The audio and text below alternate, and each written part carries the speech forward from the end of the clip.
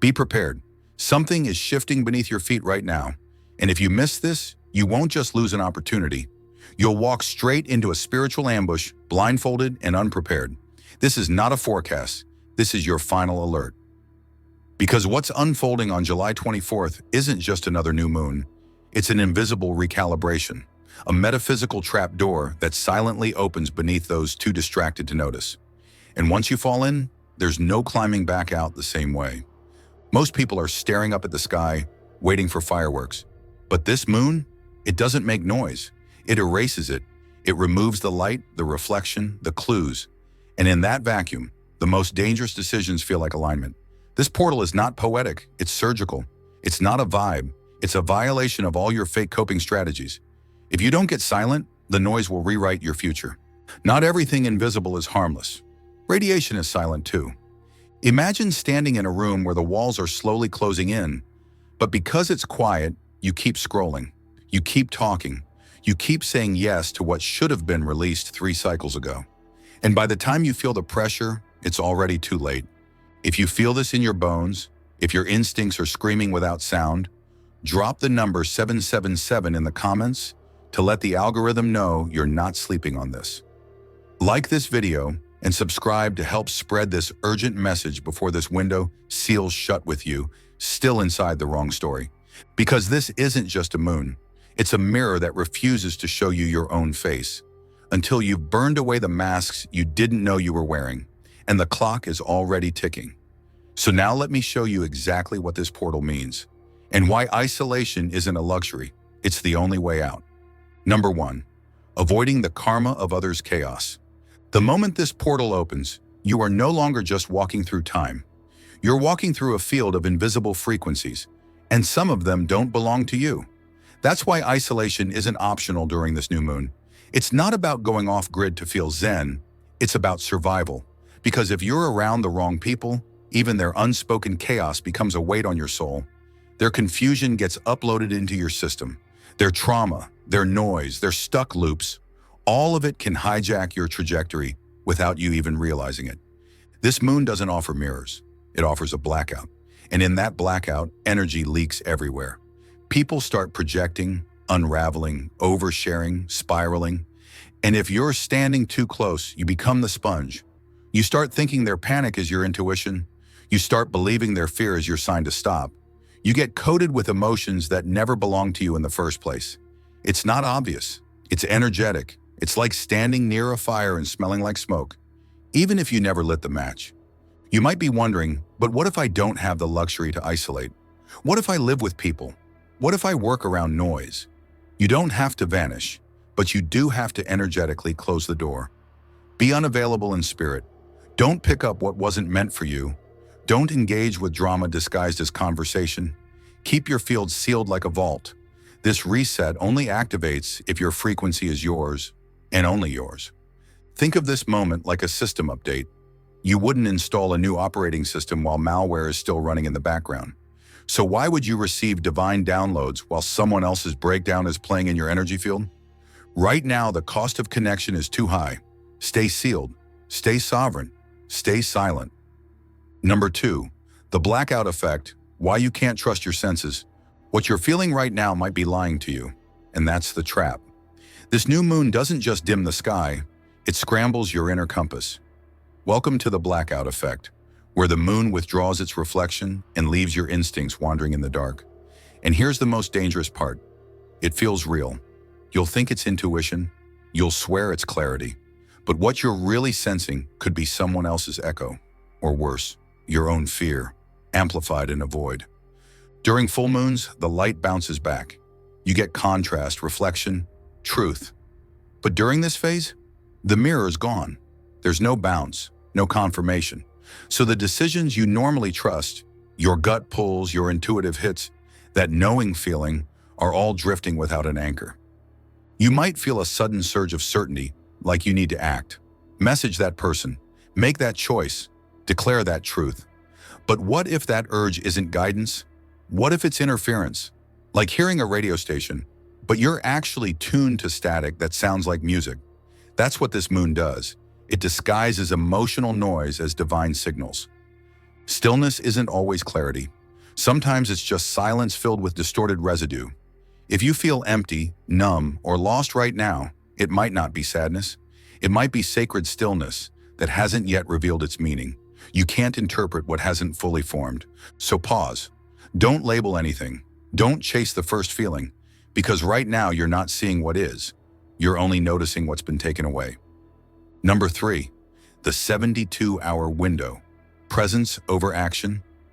We are inside the eye of the storm right now, a tunnel of 72 sacred hours, July 23rd, 24th, and 25th, that doesn't just pass through you, it rewrites you.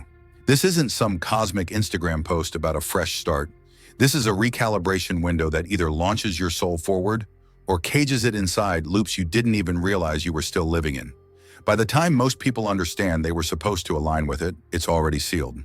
But you're here now, and that means something is still waiting for you to show up fully.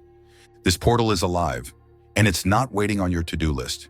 It's waiting on your awareness. It's scanning your actions, your silence, your inner state, and it's recording. Whatever you give it during these 72 hours becomes the blueprint for your next timeline. And here's where most people go wrong. They keep themselves busy. They scroll, they binge, they reply to texts out of habit, they numb their boredom with food and distraction, and in doing so, they leave no imprint, no spiritual signature on this gate. The portal closes and they wonder why everything still feels the same. Right now, presence is more powerful than any ritual. Don't chase omens. Don't perform your spiritual identity. Sit, listen. Say no to anything that dilutes your clarity. Let the day be boring if it must, because in the silence, the imprint deepens. This isn't a test of hustle, it's a test of stillness. And if you're not still, you won't hear what's trying to find you. Number 4, the breakdown before the build. This isn't your rebirth moment, it's your demolition. You're not here to build a vision board under this moon. You're here to be emptied. Not softly, not gently, but in a way that shakes loose everything you've been clutching that cannot survive your next chapter. The universe isn't asking what you'd like to keep. It's bulldozing the version of you that was built on outdated dreams, expired attachments, and silent self-betrayals. This isn't a reset, it's a full systems purge. And no, it doesn't feel graceful. It feels like losing your fire, like conversations going cold, like plans collapsing in your hands and no backup plan showing up. You might wonder, did I mess up? Am I falling behind? But the truth is more raw. You're not falling behind. You're falling inward. You're being unmade to make space. That silence you feel? That's your life being reprogrammed in real time. It's the sound of the old code being deleted. What used to light you up may suddenly feel hollow. People who once energized you may now drain you. Goals that felt urgent last week might now feel laughably irrelevant. And that's not a failure. It's feedback. You were never meant to carry everything forward. This phase strips you of your false identities, not to punish, but to prepare. You don't need to chase clarity. It's coming, but only after the clearing.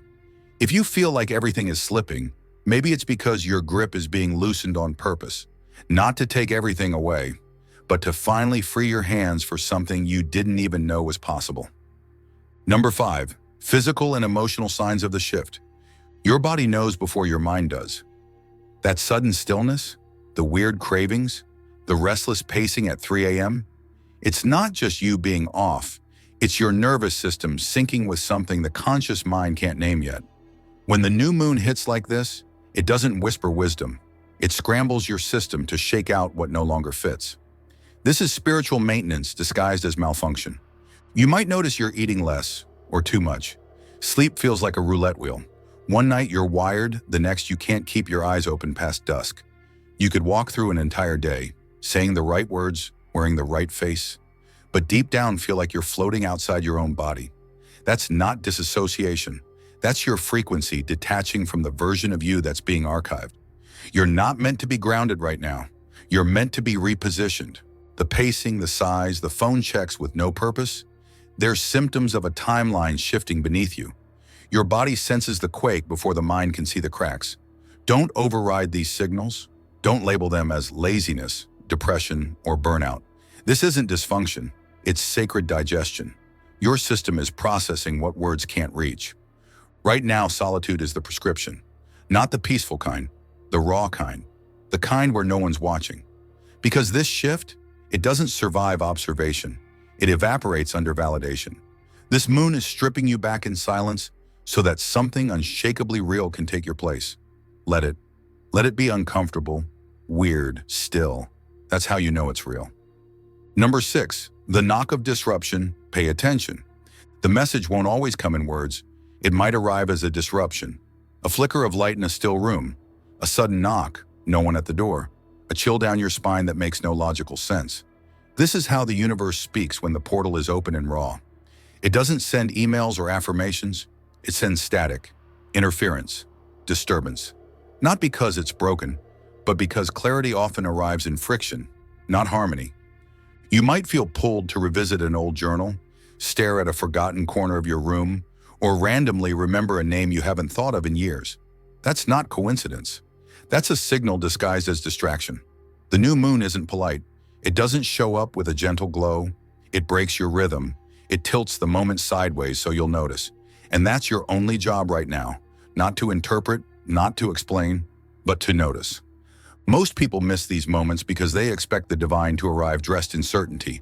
But sometimes it shows up as a power outage, a shattered plan, a surge of sadness for no reason.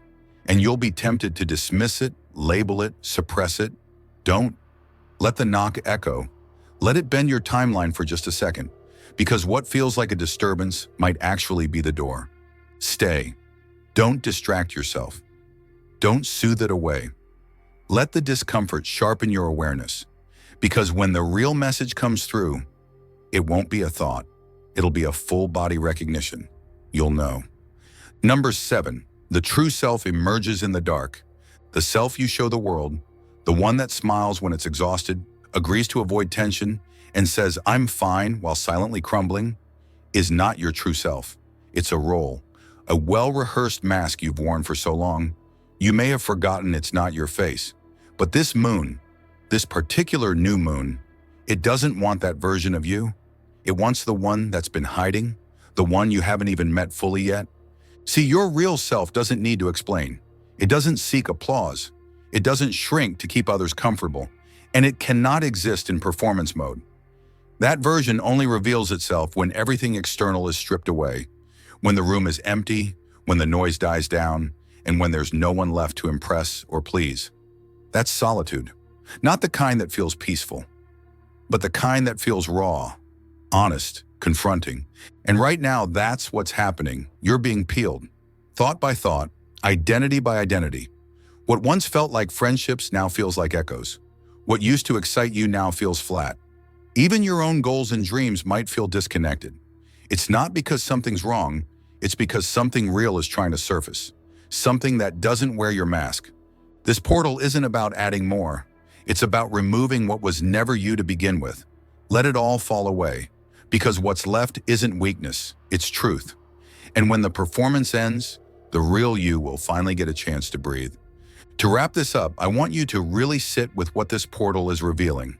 You're not falling apart. You're falling into alignment. The confusion, the silence, the emotional flatness, it's all part of your rebirth. This isn't about being more. It's about becoming less of what you never truly were. So if you're feeling disconnected, detached, or raw, good, that means it's working. You're not meant to rush this process. You're meant to witness it. You're meant to let the false layers peel away without clinging. Because what's coming next requires your full, authentic energy, and only the real you can carry it. Now, if anything in this message hit home, drop the number 77 in the comments so I know you're aligned with this shift. That's our sacred signal. And if you want to stay connected to more content like this, go ahead and hit like, subscribe, and tap that notification bell. Your transformation isn't happening in the spotlight. It's happening in the stillness. Let it. I'll see you in the next one. Until then, stay grounded, stay sacred, and stay true.